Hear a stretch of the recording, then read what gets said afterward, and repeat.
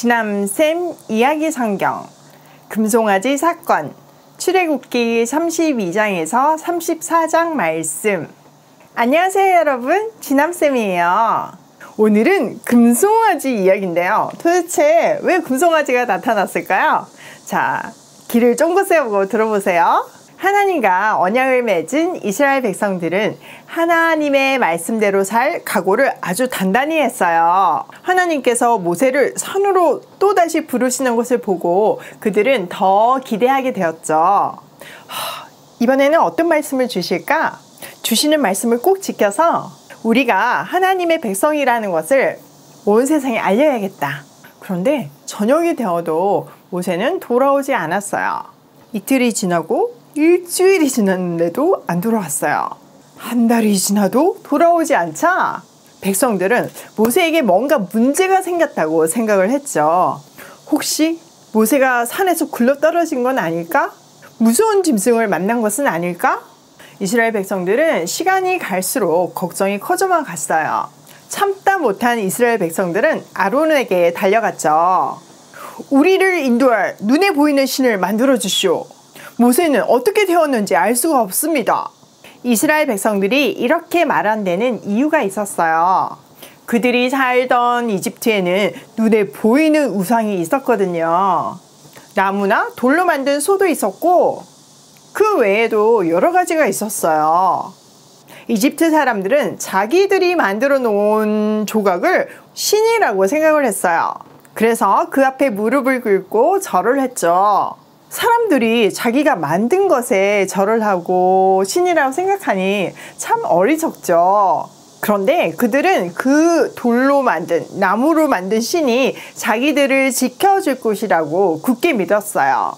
그런 문화에 익숙했던 이스라엘 사람들은 이집트 사람들처럼 눈에 보이는 신, 우상을 만들고 싶었던 거죠. 하나님이 분명히 우상을 만들지 말라라고 말씀하셨는데도 말이죠.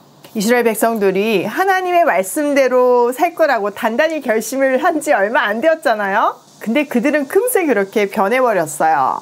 아론은 이스라엘 백성들이 말을 들어주지 않으면 자기를 죽일까 봐 걱정이 됐어요. 그래서 그들의 말을 들어주기로 했어요. 백성들에게 집에 있는 금반지와 금귀고리를 다 가지고 오시오. 그것을 녹여서 금송아지를 만들겠소. 진짜 금을 녹여서 금송아지를 만들었어요. 그리고는 말했어요. 이스라엘 백성들은 들으시오. 이 금송아지 신이 너희를 이집트 땅에서 이끌어낸 너희의 신이다. 아론까지 진짜 너무 바보 같지 않나요? 하나님이 그렇게 기적을 보여주시고 언약식도 하고 구체적인 법도 주셨잖아요. 그런데 이렇게 빨리 마음이 변해버렸어요.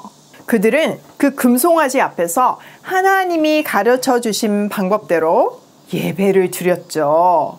그 후엔 자기 마음대로 잔치를 벌이고 춤을 추면서 뛰놀았어요. 그때 하나님께서 모세에게 말씀하셨어요. 어서 내려가 보아라. 이스라엘 백성들이 타락을 했다. 금송아지를 만들어 놓고 우리 신이다 라고 말하며 절하고 제사를 지내고 있구나. 하나님은 너무 속이 상하고 화가 나셨어요. 그래서 그들을 다 죽이고 모세의 자손으로 다시 시작하고 싶어 하셨죠. 그런데 모세는 간절히 부탁했어요. 하나님, 그렇게 되면 이집트 사람들이 이스라엘의 하나님이 자기 백성들에게 재앙을 주려고 이끌어내서 신의 산에서 다 죽여버렸다 라고 말할 것입니다. 부디 주님의 종 아브라함과 이삭과 이스라엘에게 하셨던 약속을 기억해 주십시오. 그들의 자손이 하늘의 별처럼 많게 하고 약속한 모든 땅을 주시겠다고 하셨지 않습니까? 차라리 저를 벌하십시오. 하나님은 모세의 부탁을 들어주셨어요. 이스라엘 백성들에게 재앙을 내리지 않으셨죠. 모세는 하나님께서 친히 앞뒤로 써주신 2개의 증거판을 들고 산을 내려왔어요. 거의 다 내려왔을 때 여호수아가 말했어요. 진에서 싸우는 소리가 들립니다. 모세가 대답했죠. 내가 듣기엔 노랫소리다. 모세와 여호수아가 백성들의 텐트로 가까이 가보니 이스라엘 백성들이 금송아지 주위를 돌면서 춤을 추고 있었어요. 모세는 너무 화가 나서 손에 들고 있던 2개의 돌판을 내던져서 깨트려 버렸어요. 모세는 아론에게 달려가 화가 나서 소리쳤어요. 이게 무슨 짓입니까? 형님은 어떻게 그들이 이렇게 큰 죄를 짓도록 내버려 두셨습니까? 아론은 백성들이 너무 화가 나서 무서워서 그랬다고 대답했어요. 누구든지 주님의 편에 설 사람은. 그러자 레위 자손이 모두 그에게로 나왔어요. 모세는 그들에게 범죄한 이스라엘을 모두 죽이라고 말했죠. 그날 3,000명의 이스라엘 백성이 죽었어요. 다음날 모세는 이스라엘 백성에게 말했어요. 당신들은 큰 죄를 지었습니다. 하나님께로 올라가서 당신들을 용서해 달라고 빌겠습니다. 모세는 하나님께로 가서 용서를 구했어요. 하나님, 저들을 용서해 주십시오. 대신 저를 벌해 주십시오. 이번에도 하나님은 모세의 간절한 기도를 들어주셨죠. 모세에게 백성들을 약속의 땅으로 인도하라고 말씀하셨어요. 그러나 때가 되면 그들의 죄를 꼭 묻겠다고 하셨죠. 하나님은 사랑의 하나님인 동시에 공의의 하나님이시거든요. 모세의 간절한 간구에 하나님은 다시 그들과 동행하실 것을 약속해 주셨어요. 그리고 두 번째 돌판을 다시 새겨 주셨죠. 하나님은 다시 이스라엘 백성과 언약을 맺으셨어요. 모세는 증거판을 손에 들고 시내산을 내려왔어요. 그는 주님과 함께 말씀을 나누었으므로 얼굴에 빛이 났어요.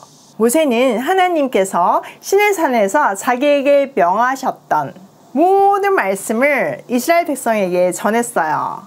이스라엘 백성들은 다시 한 번 더 하나님의 말씀을 잘 지키겠다고 약속했어요. 과연 그럴까요? 그건 불가능한 약속이에요. 아무리 열심히 애를 써도 그들은 절대로 하나님의 규칙을 언제나 지킬 수는 없어요. 그들이 그 규칙을 다 지킬 수 없다는 것을 하나님도 알고 계셨죠. 그리고 하나님은 이스라엘 백성들도 그 사실을 알게 되기를 원하셨어요. 그 모든 규칙을 지킬 수 있는 분은 딱 한 분이세요. 오랜 시간이 지난 후에 하나님은 그분을 보내실 거예요. 완전하신 그분이 백성들을 위해 그들을 대신해서 모든 규칙을 다 지키실 거예요. 이분은 누구실까요? 네, 맞아요. 예수님이세요.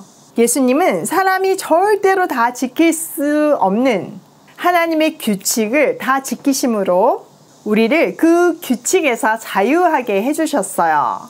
이스라엘 백성들은 그 규칙들이 자기들을 구원한다고 생각했지만 그 규칙은요, 그들을 구원할 수 없어요. 하나님만이 그들을 구원하실 수 있으시죠. 예수님을 통해서요. 자, 오늘 스토리 중에서도 꼭 기억해야 하는 3가지가 있어요. 첫 번째, 하나님의 약속을 붙들고 기도하자. 모세가 하나님의 약속을 가지고 기도하니까 다 들어주셨잖아요. 우리도 마찬가지예요. 두 번째, 사람은 하나님의 말씀을 다 지킬 수 없다. 그래서 예수님을 보내주셨다.